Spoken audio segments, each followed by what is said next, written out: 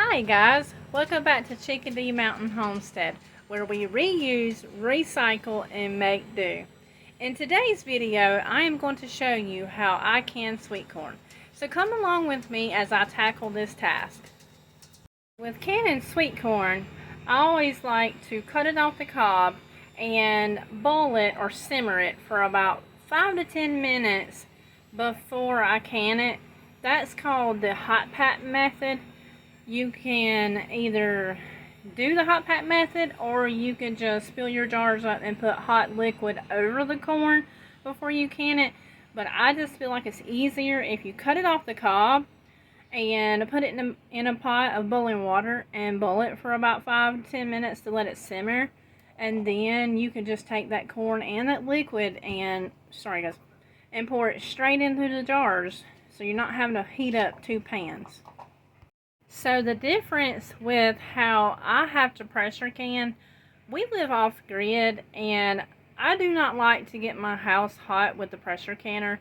So all of my canning is done outside underneath a patio set with an umbrella, so I'm not in the full sun. But you guys will see that here in just a little bit when we start packing the jars and getting them ready for the pressure canner. So you want your jars to be extremely clean when you first start to can. So always wash them with good soapy hot water before you do anything else. Hey guys, so we're outside now. I have got everything set up. Hopefully you can see what I'm doing. I'm working off of my phone, so you just have to give me some grace. But we need to put a half a teaspoon of canning salt into each one of these jars. And the reason why I like to go ahead and put the half a teaspoon in the jars before I put the corn in is because I have been known to completely forget about the salt until I have gotten the lids on and already debubbled, and then realize I forgot the salt. So that's what I'm doing now, is putting the salt in the jars. And this is your typical pickling canning salt. Alright, now I gotta go get the corn. Alright guys, now we're going to ladle our hot corn into our pint-sized jars. This corn was literally just picked this morning. It is a sweet corn variety. So we are going to slide the jar over close and just start putting the corn in the jars. Simple as that. As long as you got your salt in there, you're usually good to go.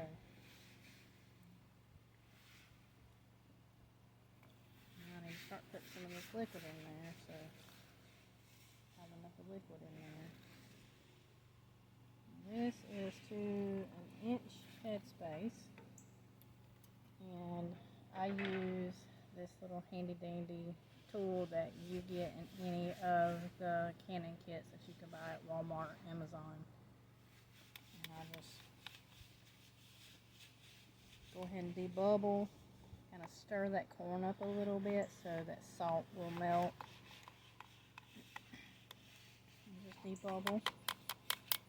And then check your headspace, and I am perfect. I'm right there. The liquid is just right there at the 1 inch headspace. I'm going to double check that to make sure. So I've gotten the bubbles out of that jar. I have checked it to make sure I'm at an inch headspace, and that's important because once you put your lid on, you want to make sure that that's at an inch of headspace, because as the corn cooks in the pressure canner, it allows for evaporation, and if you got too much liquid in there, it's just going to push all the liquid out and you won't have enough in your jar for your corn. Now you take the 2-piece lid that you put on there, and I like to get a paper towel, dip it in just plain white vinegar, and sorry guys, there's a bug on my neck, and go around the top of your jar to make sure there's nothing that will cause your lids to not seal.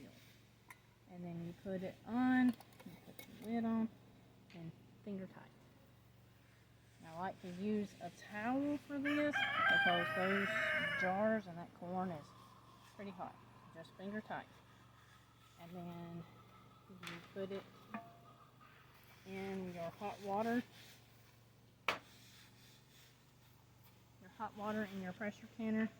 And I'll turn you guys just a little bit so you can see my pressure canner. And then the jar just goes in. And I'm going to have to add some hot water to this canner because you want it up close to the neck of the jar, but not submerging the whole jar. And that's what we do for this whole process. You just ladle your corn in the jar.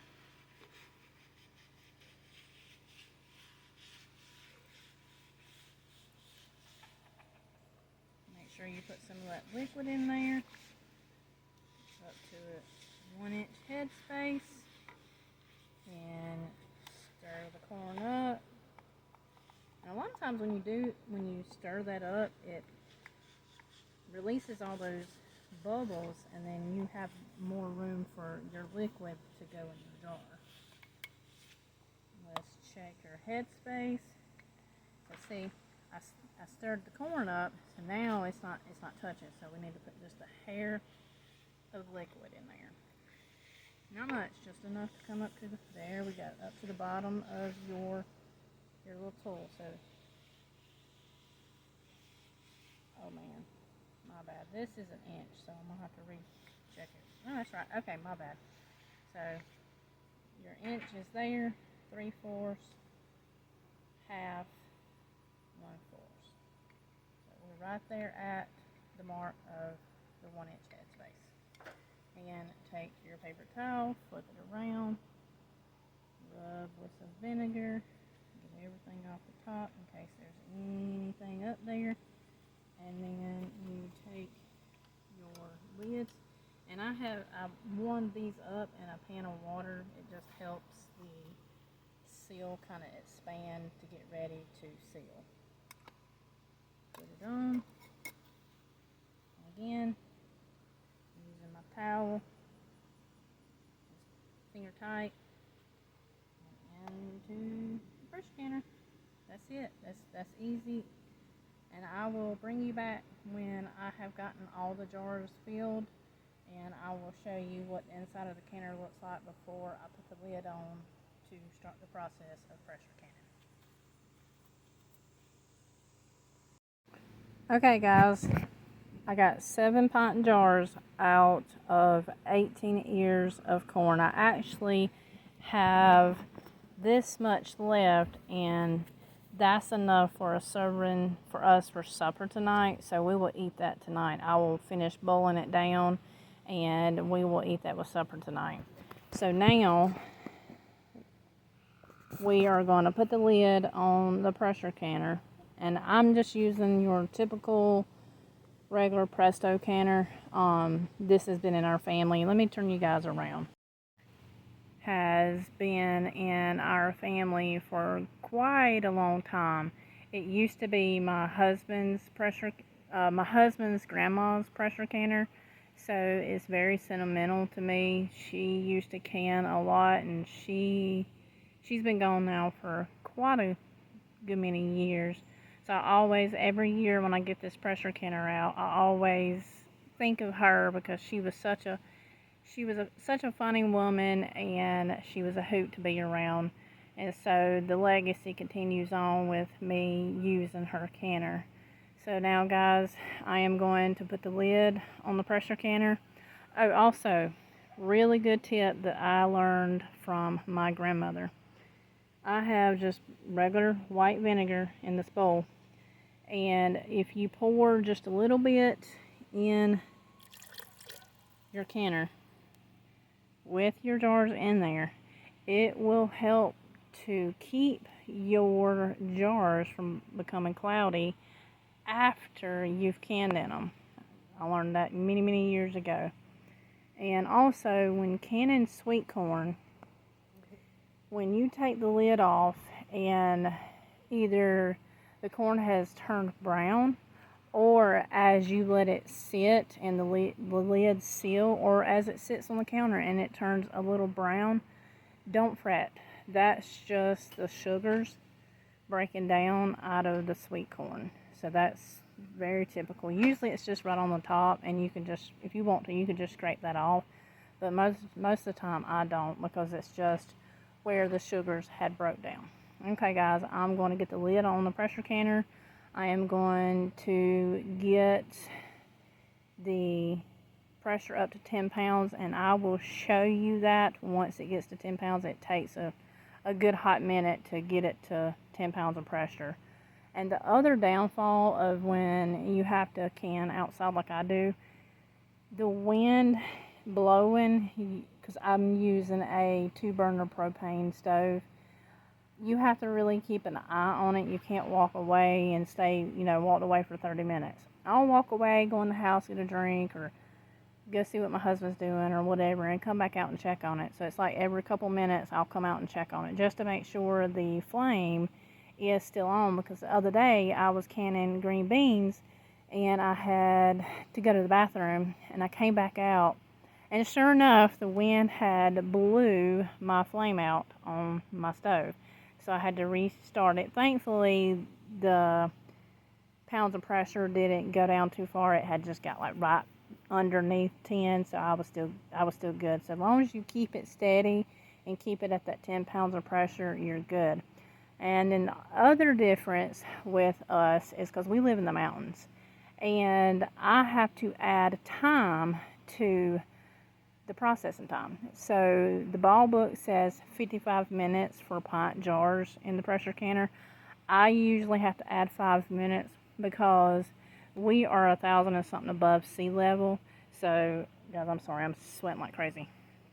I have to add 5 more minutes, so it's actually going to be 60 minutes when it's done. So I'll bring you guys back to show you the 10 pounds of pressure, and then I will show you after the canner is done and me taking it out. Thing guys, before you get ready for your pressure canner to get up to 10 pounds of pressure, you have to let it vent for 10 minutes before you close your vent down to start building that pressure for the 10 pounds. You will know what a steady vent sound is once it reaches the pressure. I will include that in the video so you can hear what it sounds like when I get to that point. Okay guys, I'll be back.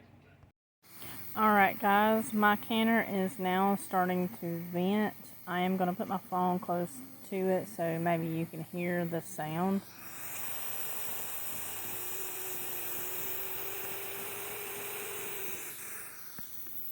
Once it starts making that sound and it's a steady vent, time it for 10 minutes.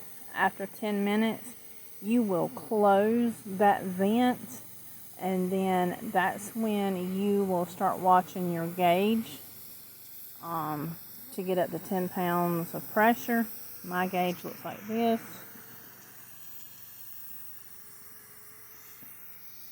Hopefully you were able to see that. So I am starting my timer now for 10 minutes, and I will bring you back for when I close it, and I will even video my gauge to let you see it moving up. But I'll be back guys. Alright guys, it's quit venting, so I am going to reverse you guys so you can see what I'm doing. Alright, so now you close your vent.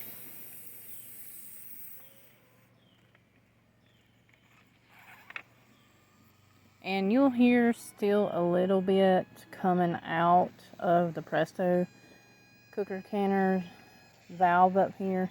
That's normal for these, so don't freak out when you still hear some coming out. And it'll take a little bit for it to come up to 10 pounds of pressure. My gauge is there, and as it moves up, I will show you guys. Guys, we are starting to get there. We are almost at 10 pounds of pressure. Another probably 25 minutes and we'll be at 10 pounds. And then usually what I have to do is once we get to 10 pounds, I usually have to back off the heat a little bit on this 2-burner because it'll start getting too hot and it'll go past 10 pounds. But that's where we are right now. Alright guys, we are just about to 10 pounds of pressure. When I get to 10 pounds, then I'll turn the heat down a little bit so it doesn't get too hot too quick. Alright guys, we are at 10 pounds of pressure. So now I'm going to turn the heat down a little bit, and then I'm going to set a timer for 60 minutes. Excuse the rooster. For 60 minutes, and then once you get to the time that you're supposed to pressure can, you turn your heat off and let it come back down to 0. Once it goes back down to 0, you can open your vent and then take your lid off and then let your jar sit in your canner for 10 minutes. And I'll show you that process as I go along. Alright guys, it's been an hour. It's been about, I'd say, 25 minutes since I've cut the heat off. I'm just waiting on it to get down to 0 pounds of pressure. And then once it does that, I can open the vent, take the lid off, and then let the jars sit for 10 minutes in the canner, and then they'll be done. Alright guys, I have opened the vent, and I'm about to take the lid off of the canner, and then I'll let the jars sit for another 10 minutes, and then I'll take them out. Alright guys, we got the lid off. It is normal to see the corn inside the jars boiling. We'll wait 10 minutes and then take them out and set them out on the table and let them sit out during the night. And then I will remove them in the morning and put them up. So I got 7 pint jars in there. And they'll be coming out of the canner just in a minute. Alright guys, thanks for watching. Remember to like, share, and subscribe, and we will see you next time.